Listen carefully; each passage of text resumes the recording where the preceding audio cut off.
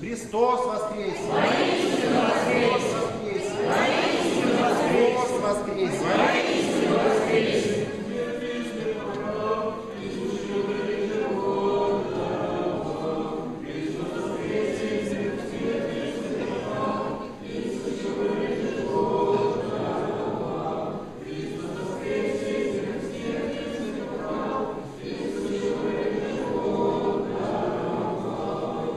Во имя Отца и Сына и Святаго Духа. Христос воскресе! Воистину воскресе! Сегодня, дорогие братья и сестры, второе пасхальное воскресенье, которое в нашем церковном календаре именуется неделей о Фоме.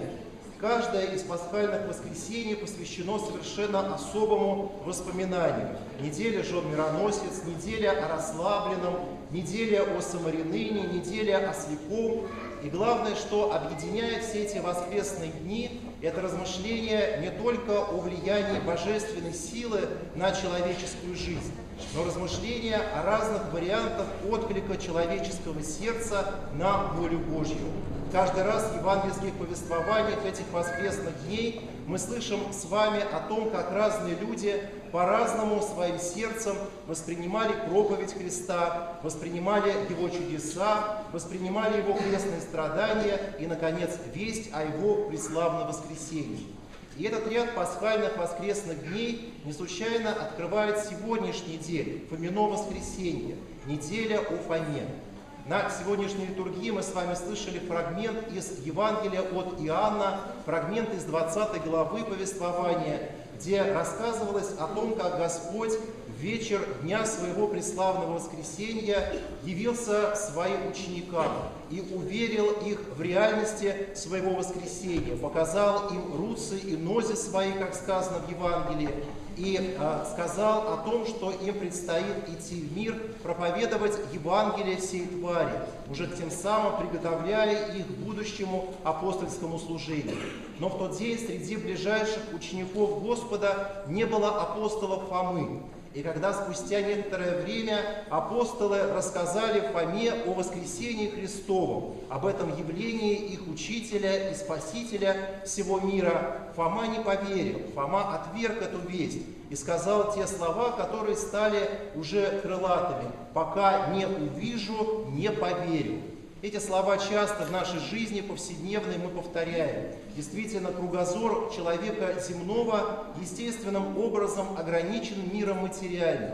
И человек полагает, что та реальность, которую можно увидеть, осязать, почувствовать нашими органами чувств, и есть единственная реальность, которая достойна внимания. Вера отодвигается часто на второстепенный план. И вот не случайно в 8-й день, уже по воскресенье, как описывается в сегодняшнем же Евангелии, Господь вновь является своим ученикам, в том числе и Фоме, и обращается к Фоме, говорит так, что потрогай своими руками, своими пальцами раны мои от язв гвоздиных, потрогай их и не будь неверен, но верен. То есть Господь своим явлением отвечает на сомнения Фомы. Не случайно, что это событие получило в священной истории название «Уверение Фомы». И вот здесь возникает вопрос, почему Господь является этому своему сомневающемуся ученику. Значит, вероятно, в его сомнениях было место не только слабости, не только какому-то маловерию, но в этих вопрошаниях Фомы было действительно что-то по-настоящему глубокое.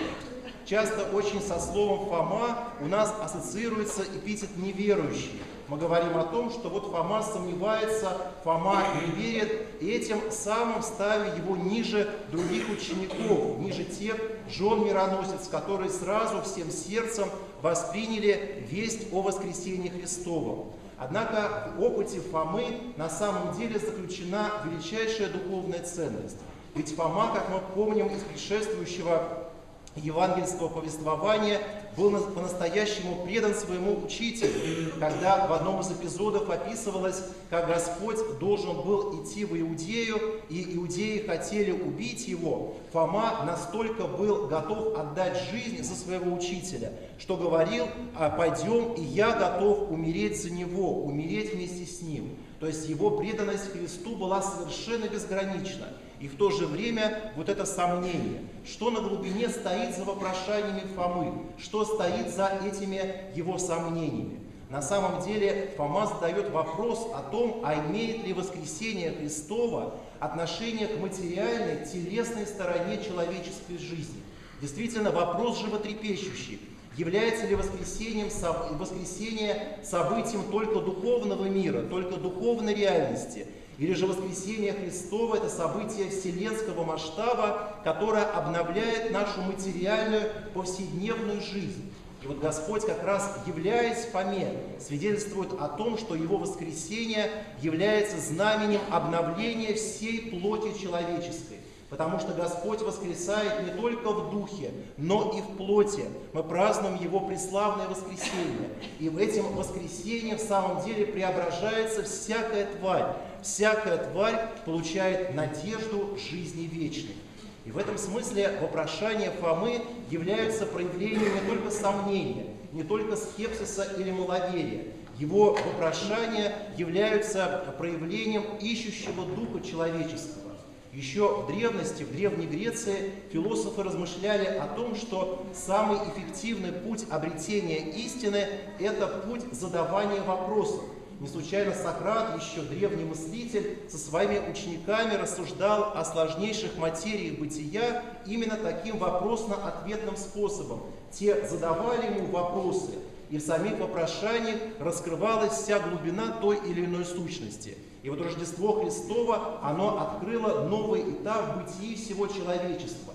Господь своим явлением в мир, своей проповедью, своими жертвенными страданиями и своим воскресением как раз ответил на те самые вопросы, над которыми много столетий бился человеческий разум, билось человеческое сердце. И вот действительно вопросы Фомы – это свидетельство о том, как ищущий Бога человек, искренне озабоченный поиском истины, обязательно приходит к Богу, обязательно приходит к тому, как поклоняется Фома. Помните, Фома, увидев Господа, падает ниц и восклицает: «Господь мой и Бог мой». То есть такая была глубина, такая была сила прозрения этого человека, который еще совсем недавно дерзал сомневаться.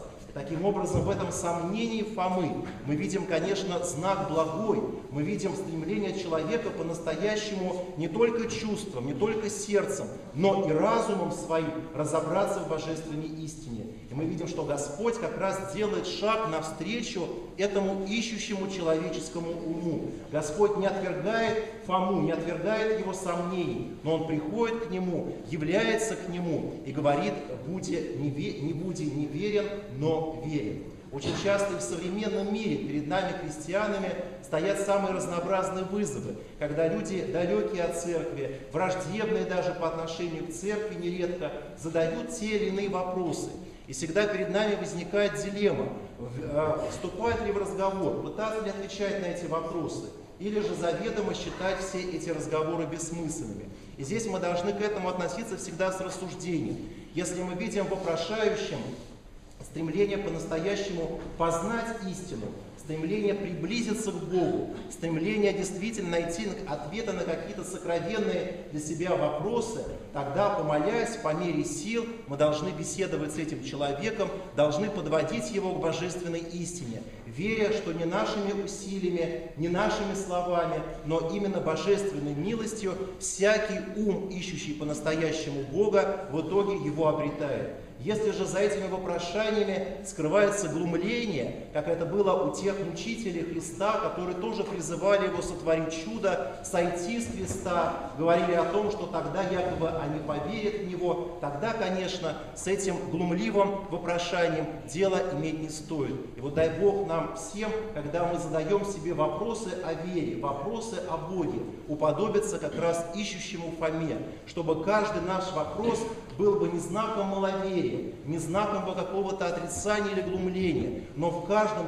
в нашем вопрошании пульсировал бы этот поиск истины, поиск Бога. И вот тогда Господь, подобно тому, как Он явился апостолу Фоме, обязательно явится и в нашей жизни. и нас, сомневающихся маловерных, укрепит в правде своей. Аминь. Христос воскресе!